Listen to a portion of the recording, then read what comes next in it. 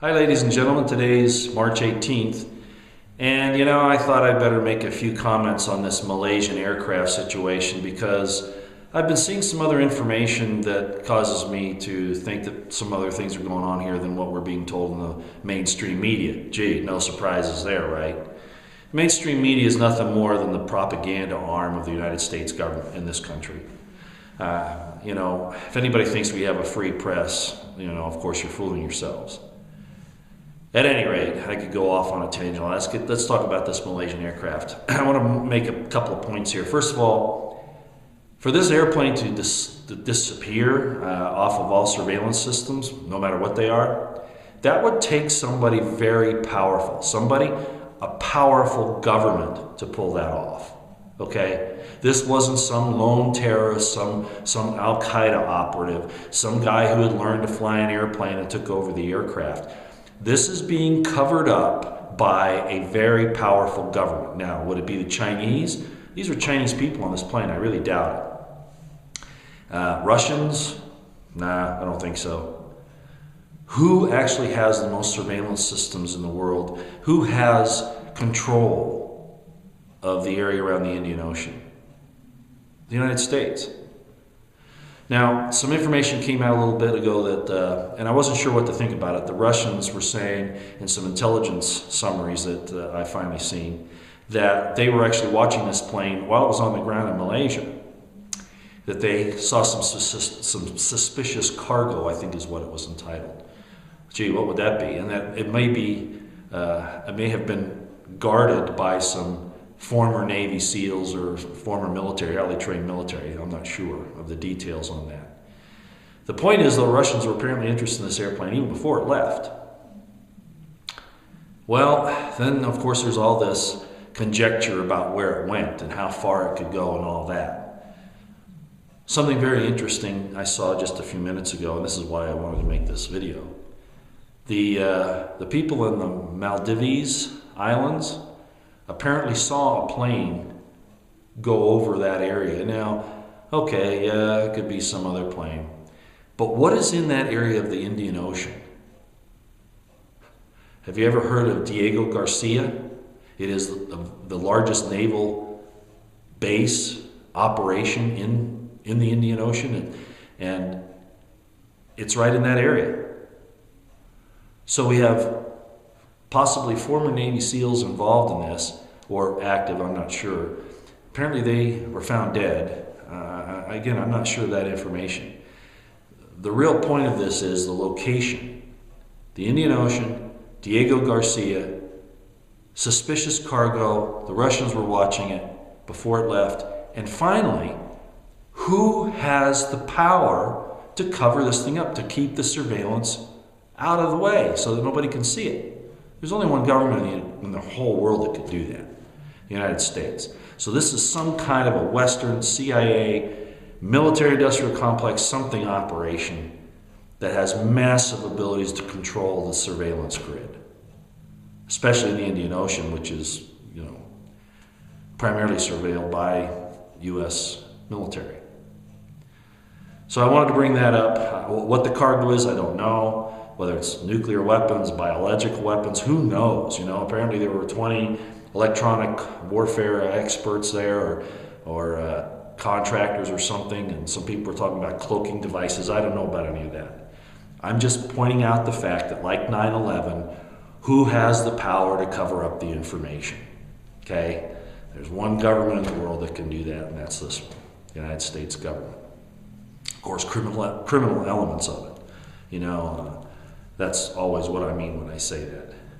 Okay, that's the first thing. And I thought I'd better mention a little bit on the Ukraine. I've talked about that before, that it was provocateured by Western intelligence because the elected government that was in the Ukraine was not friendly to the European Union or to the West's banking system. Plus the fact that Ukraine is on the underbelly of Russia, and we're constantly trying to maneuver around Russia. I mentioned that you should look at some maps and see the strategic value of the area. Well, okay, there's all of that. But there's something more here too, and that is that you have our government saying now that first of all, you had the elected government that was unseated by intelligence operatives from the West and put in a puppet government that was friendly to the EU and the banking system, which is something they didn't really want. And the people have kind of shown that with some of the things that are going on now. But be that as it may, the real issue now comes to Crimea. We have the president, I don't like to call him that, let's say Obama. Obama and Kerry say how bad this is, that they're stopping democracy and all this. Are you kidding me when you have a 95% vote that they want to join Russia?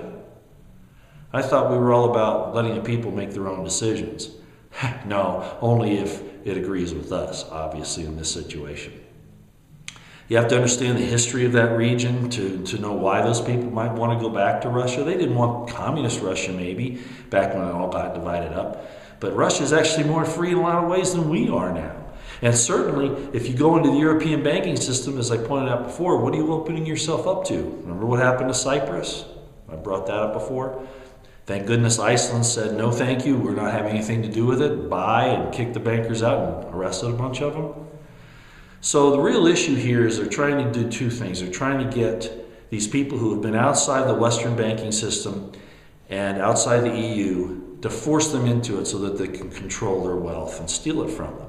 Number one. Number two, of course, it's a strategic positioning around Russia itself. And Russia doesn't want to give up that base into the Crimea, at Sevastopol.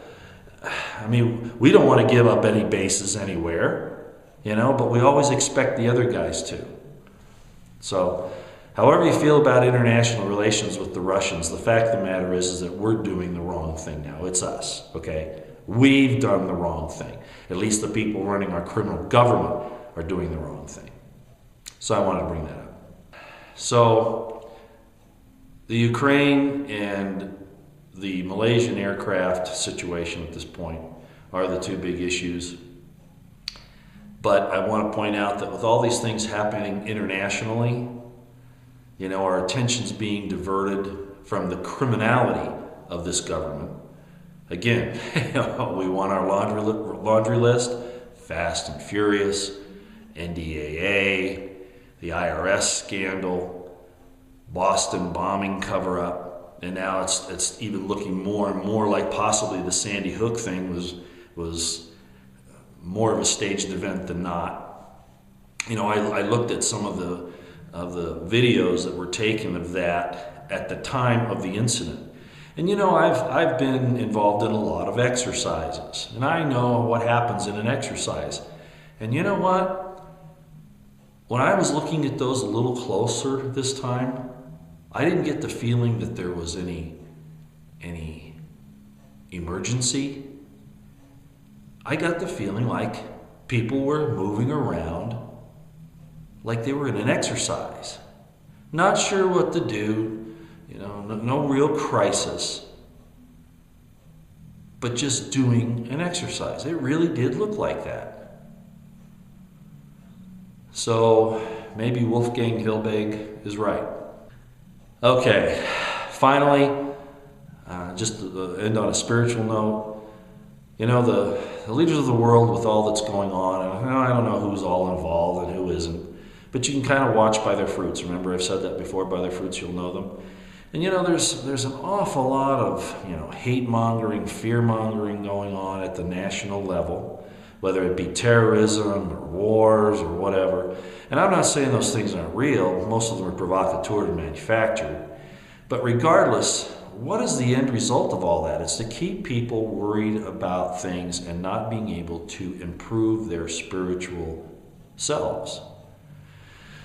So what I'm going to ask is that we take a little bit of time every day. Yeah, you got to keep informed on things, being that watcher, being informed, being able to observe what's going on in the world. And that alone is important because it reveals the truth of things, okay, if we do that in the right way. So that's good. But also doing a little good every day, doing our meditations and our prayers, however you want to have that connection with God, the universal consciousness, whatever you want to call it, so that you can receive the good things and then put them out there. Because I think that's what they're really trying to stop. They're trying to stop us from reaching this new spiritual level of our spiritual evolution. I don't believe that we're evolving in the sense of evolution, but spiritually, yes, I do believe that's the case. And if you control people, if you want to steal from them, if you want to have power over them, war is one of the best things, right? Fear, and that's what's happening here. So they use this enmity between us to make us fearful of each other so that we are willing to take away someone else's life or property under some guise of, freeing them. That's always been the tyrant's mantra, right? So be careful about how you fall on one line or the other. Try to do good every day. Try to open yourself up to the spiritual whisperings, okay?